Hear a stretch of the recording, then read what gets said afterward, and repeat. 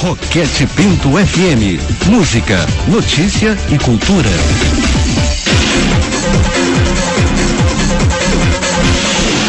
Painel em debate. Muito bem, estamos começando mais um painel em debate nesta quarta-feira. Hoje é dia 12 de janeiro de 2011 e temos aqui já os nossos convidados, né, que vão abrilhantar esse bate-papo. Na realidade é mais um bate-papo. E eu vou começar dando o meu bom dia ao professor de português e rapper, Vinícius Terra. Olá, Vinícius, bom dia, tudo bem? Bom dia a todos os ouvintes e vamos em frente com o nosso debate. Vamos lá. Ô Vinícius, a gente sempre faz assim, um destaque, né? Aquilo que você quer chamar a atenção, aquilo que está ou nas manchetes dos jornais, ou algum evento que você queira destacar aqui aos nossos ouvintes e internautas. O que você pode destacar? Depende, sendo em cultura hip hop, língua portuguesa. Fica à vontade. Infelizmente, o nosso país, ele vive uma inércia em relação ao hiato entre Réveillon e Carnaval. Mas, com relação à língua portuguesa em si, eu posso falar na área pedagógica, eu vi que o CEDERJ abriu agora inscrições para um pré-vestibular comunitário, que isso é de extrema valia para pessoas que não têm oportunidades.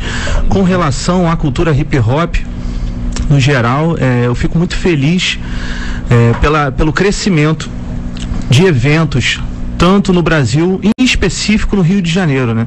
A exemplo aqui da Roquete Pinto, que diariamente tem um programa de rap, né? De cultura hip hop. Cultura hip hop, é verdade, que é o programa do... A Voz das Periferias, NV Bill e DJ Roger Flex. É verdade. Exato. Tá certo, então tá bom, vamos falar sobre língua portuguesa, né? E todas as suas manifestações, que causa, né? Na gente, as dificuldades da língua, as facilidades, né? O que se fala no coloquial que é diferente, né? Do erudito ou do clássico. Professor Hernani Pimentel também é nosso convidado, professor e líder do movimento Acordar Melhor. Professor, prazer recebê-lo também, bom dia. Bom dia a todos os ouvintes e estou feliz de estar aqui nesse programa de audiência fantástica e de conscientização da sociedade. O meu tema é o acordo ortográfico, que foi muito mal feito. Ele está baseado em regras dos séculos passados. Ele foi pensado em 75, assinado em 90 e colocado em vigor agora, querendo obrigar todo mundo a andar de Gordini. Então, na realidade, o acordo foi muito mal feito, não está sendo aceito em nenhum dos países, não está sendo implantado em nenhum dos países, e o Brasil está com uma posição assim de vilão na história, como se fosse um impositor que quer impor. Na realidade, o que nós temos que fazer é primeiro analisar essas regras e modernizá-las. Hoje a gente gasta 400 horas para ensinar ortografia e ninguém aprende. Todo mundo, até hoje, vocês, nós aqui, precisamos olhar dicionário para saber como é que escreve uma palavra, se é com G ou com J, né? É verdade. Não é verdade? Esse problema. E vários outros, né? Exatamente. E nós podemos e nós podemos resolver isso simplesmente reduzindo essas regras a menos da metade delas, né? E fazendo com que os alunos entendam de uma vez por todas e não precisem mais procurar dicionário. Mas aí os puristas vão dizer que estamos violentando a língua portuguesa, professor. Nós precisamos violentar os puristas porque eles estão superados, eles estão numa época que não existe mais, né? Eu queria aproveitar, já que hoje o nosso assunto vai ser mesmo língua portuguesa, né? Você, Vinícius, antes de eu destacar ali com Patrícia, né? Aproveitar esse restante aqui antes do jornal, você ao mesmo tempo é professor de português e trabalha com a cultura, é um rapper. Exatamente. Né? Como conciliar? Já te perguntaram isso? Deve 1 milhão de vezes, né? Sim, antes eu era rapper, antes de língua portuguesa, eu tive a oportunidade de participar de uma oficina do Ferreira Goulart, do qual surgiu uma antologia poética, eu participei e tive maior interesse em cursar língua portuguesa, cursar letras. Em seguida, o que é óbvio para qualquer pessoa, qualquer estudante de letras, é ser professor, é o óbvio, né? É o básico. E eu comecei a lecionar e tudo mais, e gradativamente eu saí da área como professor. E hoje eu trabalho muito mais aliando a língua portuguesa com a cultura rap, não somente no Brasil, mas nos países de língua portuguesa. E aos poucos eu tenho feito essa conexão com outros países para pensarmos na questão da lógica, da análise do discurso. Vai além das regras gramaticais. Vai muito mais sobre o aspecto da lógica, de como cada cidadão de língua portuguesa utiliza o idioma. Eu vou aproveitar só o gancho do Vinícius, passando para o professor Hernani. Professor, até que ponto o rap auxilia nessa sua proposta, né, do acordar melhor? Todas as formas de manifestação cultural, inclusive o rap é muito forte hoje, né? É uma das manifestações mais fortes da juventude. São, evidentemente, elementos que fortalecem a língua portuguesa. Não existe mais esse conceito de falar certo ou falar errado. Existe o conceito de falar adaptado ao ambiente em que se está. Né? Então, se eu tiver, tá certo ou errado falar o nós vai. Se tiver num determinado lugar, eu falar nós vamos, é que tá errado. O senhor vai arrumar uma confusão danada. Não vou. Isso já tem mais de 50 anos que já é aceito pela comunidade linguística internacional. Então, o que a gente quer colocar é que todas as manifestações culturais são importantes para a língua. Agora, a ortografia passou a ser uma ferramenta de segregação. Percebeu? Então, por exemplo, eu recebi uma carta de uma advogada essa semana, falando peço com 2 S's. Né? Então, na realidade, as pessoas ficam, um absurdo, etc. Se nós tivéssemos uma ortografia simples e que não desse dúvida, ninguém correria esse risco. Pois é. O que nós precisamos? Nós precisamos de uma simplificação da ortografia para fazer inclusão social, para que todos os falantes possam, evidentemente, se manifestar sem ser segregados. Agora, professor, o senhor acredita que a internet contribuiu para a pessoa escrever o peço com 2 S's? Também. Mas eu não sou contra o internetês, não. Eu acho que o internetês é uma das manifestações gráficas. Tá? Só que a nossa ortografia oficial, ela está muito superada. Nenhum de nós aqui sabe usar G e J. Eu tive uma palestra no Itamaraty, foi uma palestra promovida inclusive pela comunidade dos países de língua portuguesa. Eu falei para todos os diplomatas e falei, todos nós aqui somos analfabetos, quem não for levanta a mão. Ninguém levantou a mão. Por quê? Porque as nossas regras são ilógicas. Nós temos que torná-las lógicas para todos nós sermos alfabetizados. Eu não preciso ter dúvida se eu escrevo com G ou com J. Só mudar essa regra boba. Bom, eu vou fazer o seguinte, então. Começou aí a polêmica.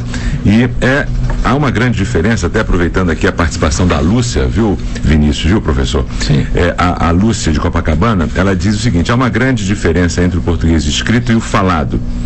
É possível inverter isso? Eu vou deixar essa pergunta para a gente responder daqui a pouco, porque está na hora do repórter Roquete Pinto. Nós vamos às informações, às notícias com o nosso José Maurício e já voltamos para debatermos mais sobre esse aspecto. O nosso telefone, para você que está em casa, é o 2333-2062 ou 2333-2060. E temos também a participação pelo nosso chat. 94fm.rj.gov.br. Eu peço com 2 S's o intervalo. Painel em debate.